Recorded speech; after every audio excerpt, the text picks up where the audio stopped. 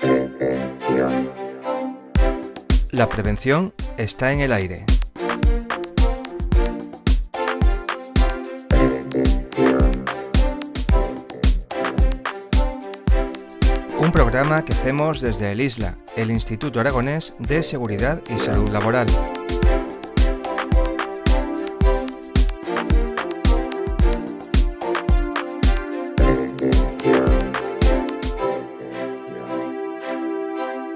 Quizás muchos de nuestros oyentes recuerdan las interferencias en la emisión de televisión o radio cuando una motocicleta pasaba en sus proximidades, o más recientemente cuando en la década pasada acercábamos un teléfono móvil a un teléfono fijo y este emitía unos ruidos bastante molestos. Estamos hablando de las emisiones electromagnéticas.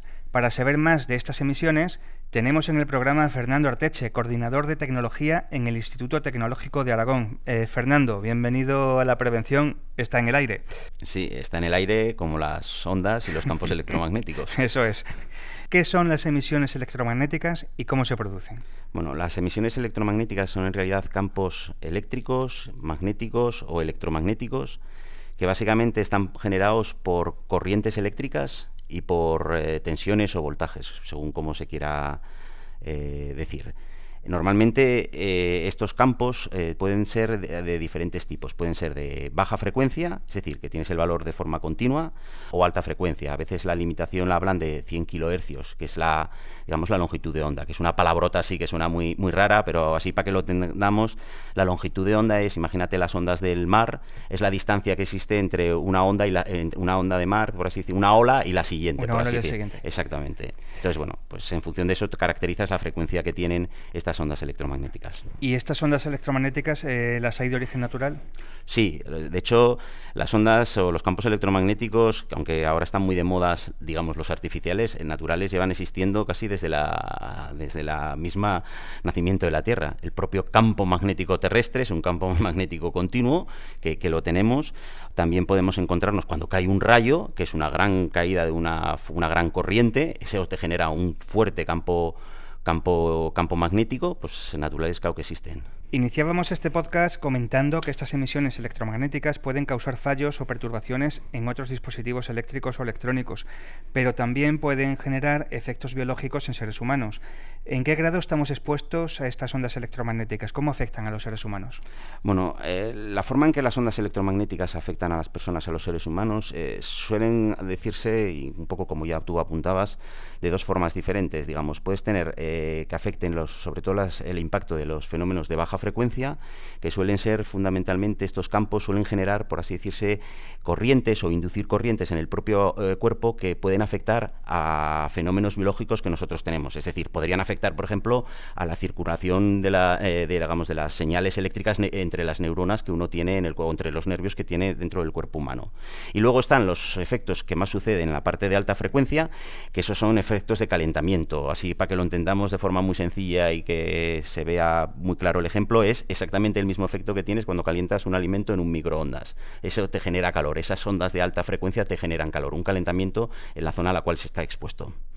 ¿Cómo se controlan o regulan estas emisiones en la actualidad? Vale, normalmente existen, voy a decírtelo así abiertamente, digamos, dos grandes formas de regular o dos niveles de regulación. Una es a nivel de equipos, que digamos es cómo se controlan, es decir, evitas las interferencias entre los diferentes equipos eléctricos y electrónicos, un poco lo que comentabas al principio, ¿no? El efecto ese de la moto circulando que crea perturbación. Bueno, pues existen una serie de normas que hoy en día todo eso está regulado por una directiva europea, la Directiva Europea de 2014-30, y luego existen otra que ya está más centralizada en el efecto que tienen los campos eléctricos o electromagnéticos sobre los seres humanos. Y ahí, fundamentalmente, están destinadas esta norma o estas recomendaciones a hacer protección de la salud de las personas, y fundamentalmente hay dos normativas. Una que es la normativa del año europea, la Directiva Europea, la 519 del año 99 y la 35 del año 2013.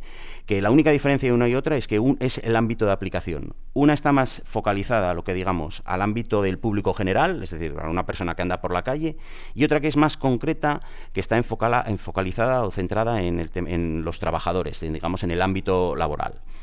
Recientemente lo que sí que ha pasado, y a lo mejor por lo que se ha puesto un poco más de, como decías un poco, ¿no?, de moda todo el tema este de los campos, es que de esta normativa europea se ha habido la transposición a la legislación española a través de un Real Decreto, el Real Decreto 299 del año 2016, que ha convertido en ley esta directiva europea que regula o protege o trata de controlar todo el tema de la salud de los trabajadores ante los campos electromagnéticos. El gran matiz de la gran peculiaridad que tiene este Real Decreto es que, por un lado, te establece una serie de límites, una serie de niveles para poder asegurar que, digamos, que todos los niveles de campos se encuentran dentro de unos registros admisibles, pero el gran matiz es que define, por así decirse, la obligación empresarial de tratar de aplicar planes de acciones, tratar de aplicar controles y, sobre todo, informar a los trabajadores acerca del impacto que tiene la realización de los trabajos que realizan ellos en el día a día, si van a estar estos trabajadores expuestos o no a los campos electromagnéticos y los riesgos, sobre todo los riesgos a los cuales está sometido. Por lo tanto, podríamos decir indirectamente que no solo obliga a medir, sino que obliga también a hacer una especie de evaluación de riesgos de cada uno de los lugares de trabajo. Las empresas están obligadas, por tanto, a evaluar los riesgos, a elaborar y aplicar un plan de acción e informar también a sus trabajadores. Correcto. Seguimos conversando sobre campos electromagnéticos con Fernando Arteche, coordinador de tecnología del Instituto Tecnológico de Aragón, más conocidos como Itainova. Hace unos meses tuve la oportunidad de visitar vuestras instalaciones, en concreto la cámara semianecoica. Cuéntanos un poco la actividad que realiza Itainova en este campo y desde cuándo estáis trabajando en él. La cámara, por ejemplo, que visitaste, esa fundamentalmente está centrada al control de las emisiones entre equipos electrónicos. Cuando nos metemos en el campo del tema de los trabajadores, ahí ya tienes que desplazarte a cada uno de los sitios. Y ahí es donde ya llevamos una década, podríamos decir, haciendo estudios y medidas de todos relacionada con esta temática. Los primeros trabajos que se hicieron fue muy centrado sobre todo en el tema de antenas de telefonía móvil. Era la época en donde se ponían las antenas de telefonía móvil y era muy común ir a medir por hacer, bueno, pues para tranquilizar un poco a la población que, bueno, que realmente eso no... A la comunidad de vecinos. O a la comunidad de vecinos, o a colegios, etcétera, que eso realmente no era ningún riesgo. Pero posteriormente, donde entró este tema y estaría más en relación casi con lo que está pasando ahora, fue cuando, a partir del sector ferroviario. Porque en el sector ferroviario, ahí sí que tenían una norma muy específica en donde sí que abordaba muy bien esta problemática, que era la normativa, una normativa europea, la 50-500. Bueno, esa normativa, básicamente lo que nos dio un gran impulso al instituto a realizar trabajos dentro de esta temática. Hicimos un gran número de proyectos que incluían desde medidas para controlar los niveles de campo, pero incluso en fase de diseño o de integración de diferentes componentes del sector de vehículo o del sector ferroviario, a realizar estimaciones de campos, si los diseños eran de una determinada forma o era de otra, con el fin de, ya por ayudar por diseño, anticiparse a todo este tipo de problemática. Y luego ya más recientemente, y justo como consecuencia de la iniciación de la directiva europea a partir del 2013, y luego más en concreto con el Real Decreto del año 2016, se disparó bastante toda esta temática, en donde sí que lo que estábamos observando es que sí que nos encargaban estas medidas, sí que nos encargaban estos estudios, pero en algunos casos incluso nos pedían que las personas que realizaban estas medidas estuvieran acreditadas por ENAC, porque una de las cosas que más querían ellos es decir, bueno, que no venga, por así decirse, cualquiera que con este equipo comprado, entre comillas, bueno, me lo compro, hago una inversión y me dedico a dar este servicio, sino porque lo que hay detrás de estas medidas es que no solo es medir, sino es saber dónde medir, cómo medir, por qué se está midiendo y, lo que es más importante, en caso de encontrar problemas, qué medidas de mitigación uno tendría que aplicar. Relacionado con esta temática, yo creo que el caso más llamativo, el que estamos de los más orgullosos que estamos en el instituto, es lo que llevamos ya los últimos 3 años y medio, me atrevería a decir que son 3 años y medio, que básicamente nos hemos estado dedicando a medir los campos electromagnéticos de los principales aeropuertos de la geografía española. Hemos medido el impacto de los radares en el aeropuerto Adolfo Suárez Madrid-Barajas, el del Prat en Barcelona, en las estaciones de radar de control del aeropuerto de Sevilla, estuvimos en Taborno, Tenerife, y ahora Más recientemente tenemos el encargo de ir a medir a Lanzarote también las medidas de radar en el aeropuerto de Lanzarote.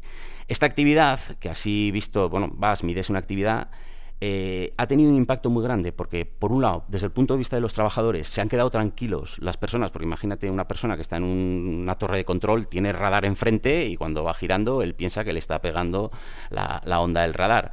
Le permite dar tranquilidad a los trabajadores. Oye, este nivel de exposición al cual está sometido no es muy alto, pero es que, digamos, colateralmente al mismo tiempo se hicieron medidas en las poblaciones cercanas y también sirvieron para transmitir tranquilidad. De hecho, las empresas que nos encargaron este estudio pasaron la información a los ayuntamientos correspondientes de poblaciones cercanas y todos, digamos, el típico problema que hay cuando le van a montar a alguien una antena cerca, o en este caso tenían una gran antena de radar cerca, servía a transmitir tranquilidad.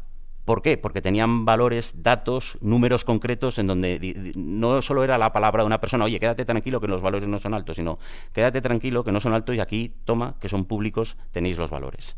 Vamos, que casi que era más inquietante el ruido de los aviones que la posibilidad de generación de emisiones electromagnéticas. Correcto. La diferencia es que el ruido de los aviones, de alguna manera, tú lo sientes y las radiaciones electromagnéticas es esa cosa que se asocia muchas veces a la radiación ionizante, a la de las centrales nucleares, se mete en el mismo saco y y como todavía hay muchas discusiones técnicas relacionadas con esta temática, pues tienden a crear a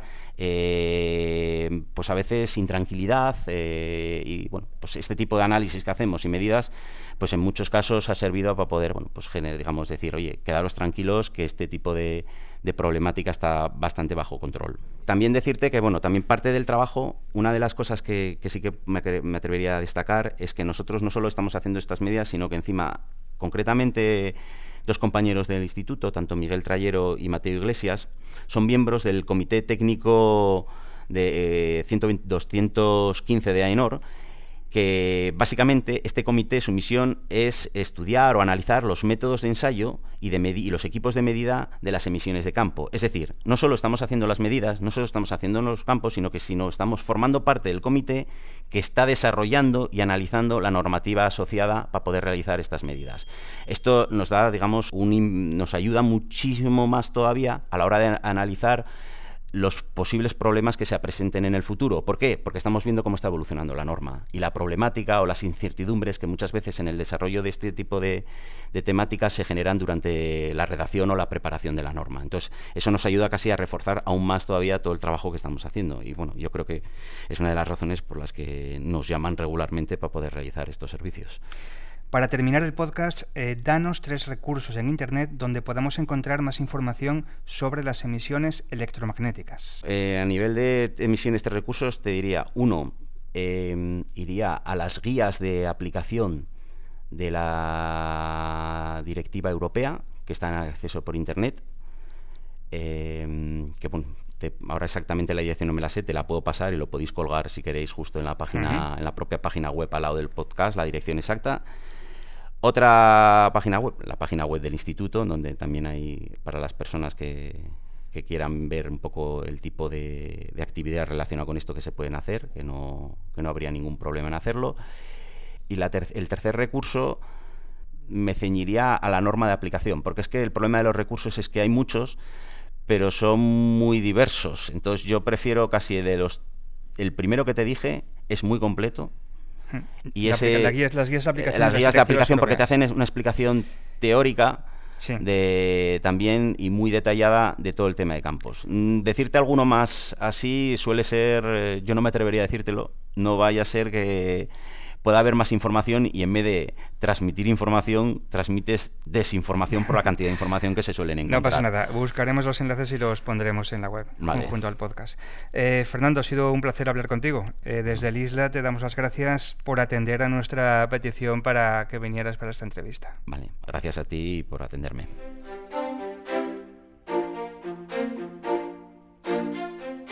Prevención. Detrás del micrófono te ha acompañado Juan Antonio Molina.